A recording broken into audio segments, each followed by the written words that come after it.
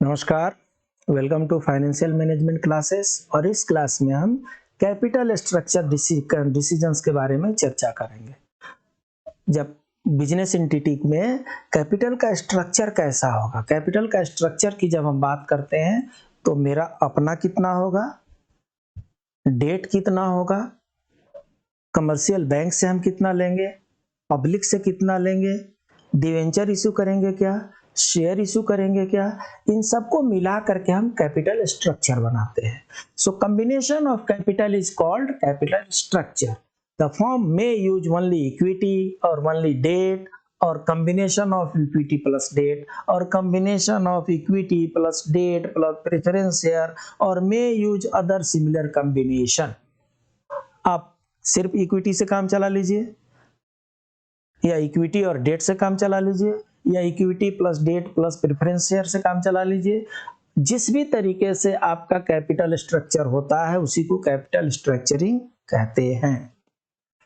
तो capital structure is the mix of the long term success of sources of funds used by a firm. जो long term sources of funding है उसको mix करने के काम को ही कैपिटल स्ट्रक्चर कहते हैं। It is made up of debt and equity securities and refers to permanent financing of firm. लंबे समय के लिए 10 साल, 15 साल, 20 साल, 25 साल को अगर कंपनी की जरूरत है, असेट वगैरह खरीदना है, लैंड खरीदना है, व्हीकल खरीदना है, प्रॉपर्टी कुछ और हायर करना है, तो उसके लिए आपको लॉन्ग टर्म इन्वेस्टमेंट की जरूरत पड़ती है। तो जो long term sources of funds हैं उनको अपने में मिक्स कर लेना ही कैपिटल स्ट्रक्चर कहलाता है। In simple words it refers to the particular distribution of debt and equity that makes up the finance of the company. Company की पूरी फाइनेंस जो है कुछ आपके पैसे और कुछ लोगों के पैसे से मिल करके बनते हैं और उसी को कैपिटल स्ट्रक्चर कहते हैं। Assumptions in capital structure. जब हम कैपिटल स्ट्रक्चर की चर्चा करते हैं, थ्योरी की चर्चा करते हैं, तो कुछ हम एज्यूम कर लेते हैं। क्या एज्यूम करेंगे? There are only two sources of finance, debt and equity. Taxes are ignored, यहाँ पर टैक्स हम ध्यान ही नहीं देते हैं। Dividend pay out ratio is 100%, मतलब जितना डिविडेंड ड्यू है उतना पे करना है आपको। Business risk is constant, business risk change नहीं हो रहा है, फिक्स है। Firms total financing remains constant. ये बड़ा आइडियल सिचुएशन है, ऐसा नॉर्मली होता नहीं है, बट जब हम कैपिटल स्ट्रक्चर की थ्योरी की चर्चा करेंगे तब इसको ध्यान में रखना। अगर थ्योरीज की चर्चा नहीं करते तो इसको इग्नोर करना है। आइडियल कैपिटल स्ट्रक्चर जो होता है it should minimise cost of capital. Cost of capital हम पहले ही बता चुके हैं। कॉस्ट ऑफ कैपिटल उसको कहते हैं कि मार्केट से जितना भी आपको कैश लेने में, पैसे लेने में जो आपके इंसिडेंटल चार्जेज होते हैं, जो आपके खर्चे हो जाते हैं, चाहे बैंक वाले से लोन लीजिए, चाहे पब्लिक से लीजिए, चाहे शेयर बेच करके लीजिए, तो इस फाइनेंसिंग के प्रोसेस में जितने आपके खर्चे होते हैं उसको कॉस्ट ऑफ कैपिटल कहते हैं। ये बहुत कम होना चाहिए। It should reduce risk, risk भी कम होना चाहिए। It should give required flexibility, flexibility होना चाहिए, जरूरत के अनुसार कम ज्यादा आप कर सकते हैं। It should provide required control of to the owner, ऐसा ना हो कि पूरा का पूरा लोन ले लिए और सारा कंट्रोल ही हाथ से बाहर निकल गया। सो लोन का अपना हिसाब है और मेरा अपना अलग है। मेरा अपना ज्यादा रहेगा तभी मेरा डिसीजन कंपनी पे काम करेगा, तभी कंट्रोल मेरा काम करेगा। It should enable the company to have adequate finance. Capital structure इसीलिए होता है, एडिक्वेट फाइनेंस के लिए होता है। It should maximise the value of the firm, और कैपिटल स्ट्रक्चर इसलिए करते हैं ताकि फर्म का जो वैल्यू है उसको बढ़ाया जा सके। ऑप्टिमम कैपिटल स्ट्रक्चर में क्या करते हैं? Refers to the combination of debt and equity in total capital that maximises the value of the company.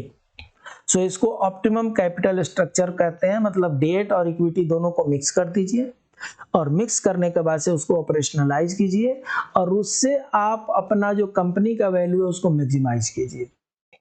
And optimal structure capital structure is designated as one at which the leverage cost of capital is the lowest. Optimal capital structure may be defined as that relationship of debt and equity which maximizes the value of the। Actually क्या है, आपको optimum capital structure एक point है, आप कितना कितना percent आपको date लेना है और कितना परसेंट आपका इक्विटी लेना है। इसका एक मिक्सचर है कि इसका एक कॉम्बिनेशन है, और कोई एक लेवल होता है, उस लेवल पर आपका जो प्रॉफिटेबिलिटी है वो मैक्सिमम हो जाती है, उस लेवल को ही ऑप्टिमम कैपिटल स्ट्रक्चर कहते हैं। आपको प्रैक्टिस करना है। 50 मेरे रहेंगे, 10 उनके रहेंगे, 60 हुए, कितना प्रॉफिट हो रहा है। 50 मेरे रहेंगे, 15 उनके रहेंगे, देखिए कितना प्रॉफिट हो रहा है। 50 मेरे रहेंगे, 20 उनके रहेंगे, देखिए प्रॉफिट में क्या डिफरेंस हो रहा है।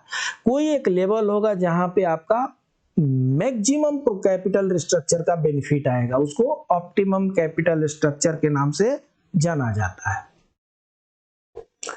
तो कैपिटल स्ट्रक्चर डिसीजन जो होता है डेट इक्विटी का मिक्स करके किया जाता है।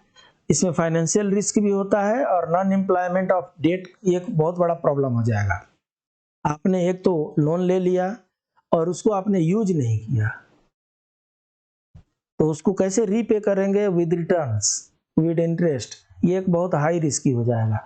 तो रिस्क रिटर्न ट्रेड ऑफ देखना है, market value of the firm देखना है, और रिस्क रिटर्न ट्रेड ऑफ कितना हो रहा है ये आपको ध्यान देना है। तो कैपिटल स्ट्रक्चर में डिसीजन टाइप 1 में क्या करेंगे, फाइनेंशियल रिस्क में the financial risk arises on account of the use of debt or fixed interest bearing securities in its capital। कहने का मतलब यह है कि पहला स्टेज तो यह है कि इट यूजेस डेट और fixed interest bearing securities in this capital. या तो आप लोन ले लीजिए और नहीं तो कुछ फिक्स्ड इंटरेस्ट रेट फिक्स वाला जैसे डिवेंचर वगैरह करते हैं, ऐसा ले लीजिए। पहला सिचुएशन ये हो गया। A company with no debt financing has no financial risk. कोई डेट नहीं लेंगे तो कोई फाइनेंशियल रिस्क नहीं है, बट रिस्क नहीं है तो गेन भी नहीं है। The extent of financial risk depends upon the leverage of the firm's capital structure। कितना आप फाइनेंशियल रिस्क ले रहे हैं, जितना आप लेवरेजिंग कर रहे हैं, जितना लेवरेजिंग करेंगे उतना फाइनेंशियल रिस्क आपका बढ़ेगा। सेकेंड टाइप में क्या है, non employment of debt capital. इसमें क्या है, if a firm does not use debt in its capital structure it has to face the risk arising out of non-employment of debt capital। इससे आपका risk बढ़ेगा जो non employment of debt capital से होना चाहिए। The non employment debt capital risk has a inverse relationship with the ratio of debt in its total capital. मतलब अगर आपने मिक्स किया, लेवरेजिंग किया, तो जितना आप लेवरेजिंग करते रहते हैं उतना आपका रिस्क जाएगा, और अगर आपने लेवरेजिंग नहीं किया तो आपके प्रॉफिट पर इसका प्रभाव पड़ेगा। ये सेकेंड आपको सिचुएशन बता रहे हैं। ये एक रिस्क वाला सिचुएशन देख लीजिए, ये डिग्री ऑफ लेवरेज है। डिग्री ऑफ लेवरेज जैसे जैसे बढ़ता जाएगा रिस्क उतना ही बढ़ता जाएगा। जितना आपका लेवरेज होगा उतना आपका रिस्क बढ़ता जाएगा, ये आपको ध्यान देना है। रिस्क रिटर्न ट्रेड ऑफ क्या होता है, higher risk is associated with greater probability of higher return and lower risk with the greater probability of smaller return. This trade off which an investor faces between risk and return while considering investment decision called the risk return trade off. कहने का मतलब ये है कि जब भी आप risk return की बात करते हैं तो आपको समझ में आ जाता है जितना रिस्क लेंगे उतने रिटर्न की उम्मीद है, कम रिस्क लेंगे तो कम रिटर्न की उम्मीद है। और इस थिंकिंग को, इस कंसेप्ट को रिस्क रिटर्न ट्रेड ऑफ के नाम से जाना जाता है। Market value of the firm, market value is the value of the company according to stock market. Market value is the calculated by multiplying a companies shares outstanding by its current market price. आपके जो भी number of shares हैं और उसके market में price कितने हैं, multiply कर दीजिए, ये आपका market value of the firm निकल जाएगा। Factors affecting capital structure. आप कैपिटल स्ट्रक्चर में आपको क्या करने वाले हैं, आप अपना पैसा लगाएंगे और मार्केट से पैसे लेंगे, गवर्नमेंट से पैसे लेंगे, बैंक से पैसे लेंगे, इक्विटी मार्केट से लेंगे,